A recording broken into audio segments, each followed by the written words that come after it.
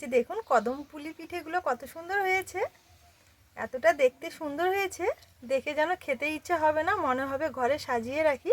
কতটা সুন্দর হয়েছে দেখুন, একদম নরম তুলতুলে আর ভেতরটা পুরে ঠাসা। খেতে কিন্তু দারুণ লাগে এই পিঠেগুলো, মুখে দেওয়ার সাথেই কিন্তু মিলিয়ে যাওয়ার মতো একটা পিঠে বলতে পারেন। আর এই পিঠেগুলো তৈরি করা কিন্তু জলের মতো সহজ, আর খেতে কিন্তু ভীষণ ভালো, একদম নরম তুলতুলে। বাড়ির ছোট থেকে বড়রা সকলেই খেতে খুব পছন্দ করবে, বা হঠাৎ করে পিঠে খেতে মন চাইলে ঝটপটভাবে খুব কম সময়ের মধ্যে কিন্তু আপনারা এই পিঠেটা তৈরি করে নিতে পারবেন। খেতে অসাধারণ লাগে এই পিঠে। আপনারা যদি একবার তৈরি করে খেয়েছেন, একটির জায়গায় কিন্তু 10টি পিঠে খেয়ে ফেলবেন নিমেষের মধ্যে।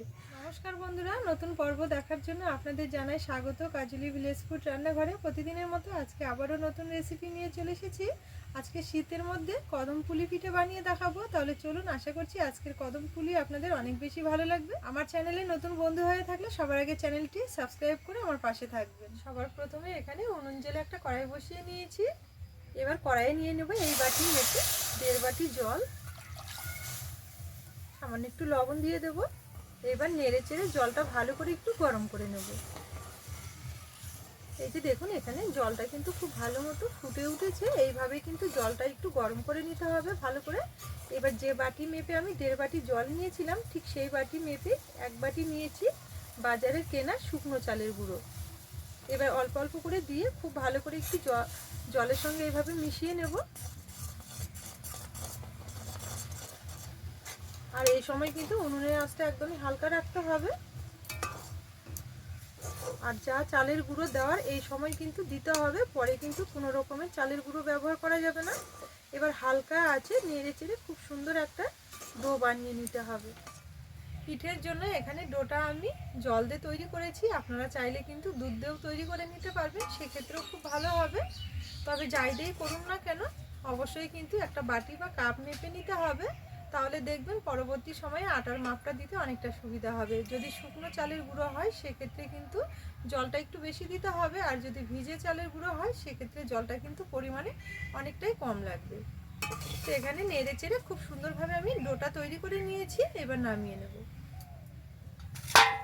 এবার সঙ্গে সঙ্গে গরম অবস্থায় একটা থালাতে ঢেকে দেবো, এতে করে দেখবেন ডোটা কিন্তু অনেকটা সেট হয়ে যাবে। এবার পিঠের জন্য পুরটা তৈরি করে নেব। তার জন্য আবারও কড়াই পরিষ্কার করে বসিয়ে নিয়েছি। কড়াইয়ে নিয়ে নেব কিছুটা ফ্রেশ নারকেল কোড়া, আর নেব কিছুটা নলেন গুড়। এবার নেড়ে চেড়ে খুব সুন্দরভাবে একটা পুর বানিয়ে নিতে হবে। আর এই পুরটা বানানোর সময় কিন্তু অবশ্যই উনুনের আঁচটা হালকা রাখতে হবে, হালকা রেখে নেড়ে চেড়ে কিন্তু ঝুরঝুরে করে পুরটা তৈরি করে নিতে হবে। আর নিয়ে নেব কয়েকটা এলাচ, এভাবে একটু মুখগুলো ফাটিয়ে ফাটিয়ে ছোটো করে নিয়েছি। এতে করে পুরের মধ্যে খুব সুন্দর ফ্লেভার আসবে, আর খেতেও কিন্তু পিঠেগুলো অনেক বেশি ভালো লাগবে। এবার নেড়ে চেড়ে ভালো করে একটু মিশিয়ে নেব। এই পুরটা কিন্তু খুব একটা কড়া করে পাক দেওয়া যাবে না, যদি কড়া হয়ে যায় তাহলে দেখবেন ঠান্ডা হয়ে গেলে কিন্তু অনেকটা শক্ত হয়ে যাবে, তখন আবার পুরটা ভরাতে মুশকিল হবে। সেই কারণে হালকা পাক দিয়ে নামিয়ে নিতে হবে। একটা থালার মধ্যে নিয়ে নেব।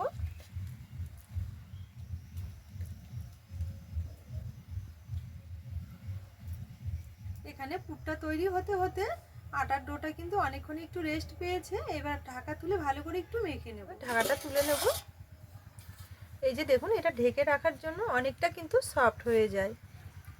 আর পুরোপুরি কিন্তু এই ডোটা ঠান্ডা করা যাবে না, এখনও কিন্তু অনেকটা গরম রয়েছে। একটু গরম থাকতে থাকতে আবার খুব ভালো করে একটু মেখে নিতে হবে। তো এবার আমি খুব ভালো করে একটু মেখে নেব, একদম মসৃণ করে মেখে নিতে হবে। এতে করে দেখবেন পিঠেগুলো খেতে কিন্তু অনেক বেশি ভালো লাগবে। এখানে এই আটার ডোটা আমি একটু সময় নিয়ে খুব ভালো করে মেখে নিয়েছি। এই যে দেখুন, এখানে খুব সুন্দরভাবে একটু সফট করে মেখে নিয়েছি। এইভাবেই কিন্তু মেখে নিতে হবে। এখান থেকে ছোট ছোট করে একটু লেচি বের করে নেব। এই যে দেখুন, লেচিটা কিন্তু খুব একটা বড়ও হবে না, খুব একটা ছোটও হবে না, ঠিক এই মাপে কেটে নিতে হবে। হাতের মধ্যে নিয়ে খুব ভালো করে একটু গোল করে নেব। এই যে দেখুন, এখানে একটু গোল মতো করে নিয়েছি। এবার এইভাবে একটু বাটির মতো শেপ দিয়ে নেব। এই যে দেখুন, এখানে খুব সুন্দরভাবে একটু বাটির মতো শেপ দিয়ে নিয়েছি, কারণ এর মধ্যে পুরটা নিতে হবে। এবার আগে যে আমি পুরটা তৈরি করে রেখেছি নারকেলের এই পুরটা কিছুটা নিয়ে নেব মাঝখানে, একটু বেশি করে নেব, তাহলে খেতে ভালো লাগবে পিঠেগুলো। এবার খুব ভালো করে মুখটা একটু সিল করে নেব। এইভাবে একটু মুখটা সিল করে নিতে হবে। আবার একটু হাত দিয়ে ভালো করে গোল করে নেব।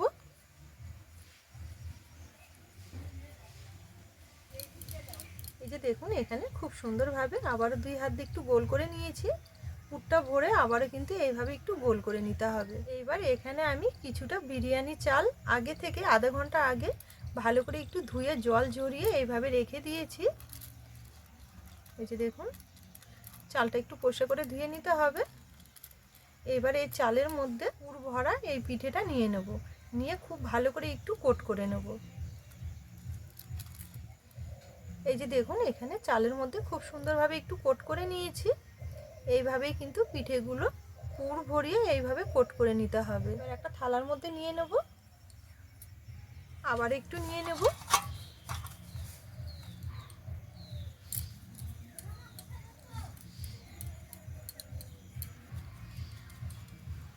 আবারও এই যে দেখুন এইভাবে একটু বাটির মতো করে নিতে হবে। আবারও পুরটা এইভাবে মাঝখানে নিয়ে নেব। পুরটা নেওয়ার পর আবারও খুব ভালো করে একটু গোল করে নিতে হবে। এই যে দেখুন এখানে আবারও খুব সুন্দরভাবে একটা পিঠে তৈরি করে নিয়েছি। চালের মধ্যে আবার একটু কোট করে নেব এভাবে ঘুরিয়ে। এই যে দেখুন এখানে আবার একটা চাল দিয়ে খুব সুন্দরভাবে কোট করে নিয়েছি।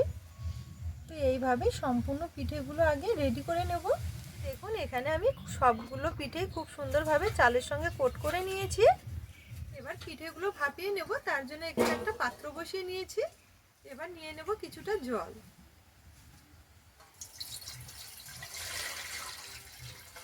এবারে একটা থালাতে ঢেকে জলটা প্রথমে খুব ভালো মতো গরম করে নেব। জলটা ওইদিকে গরম হতে থাকে, এবার পিঠেগুলো ভাপিয়ে নেব এই ঝাঁঝরযুক্ত থালাতে করে। তার জন্য এখানে একটা থালা নিয়েছি। এবার পিঠেগুলো থালার মধ্যে খুব সুন্দরভাবে একটু সাজিয়ে নেব।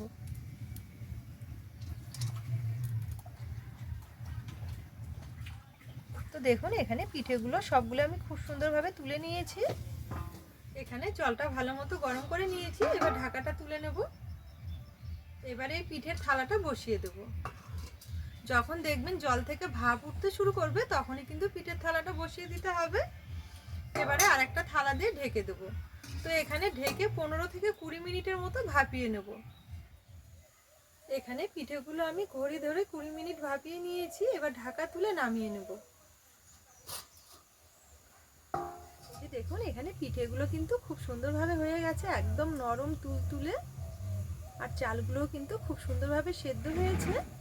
এবার থালাটা ভালো করে নামিয়ে নেব। পিঠেগুলো নামিয়ে নেওয়ার পর হালকা একটু ঠান্ডা করে নিয়েছি। এবার একটা থালাতে তুলে নেব। এই যে দেখুন কতটা সুন্দর হয়েছে।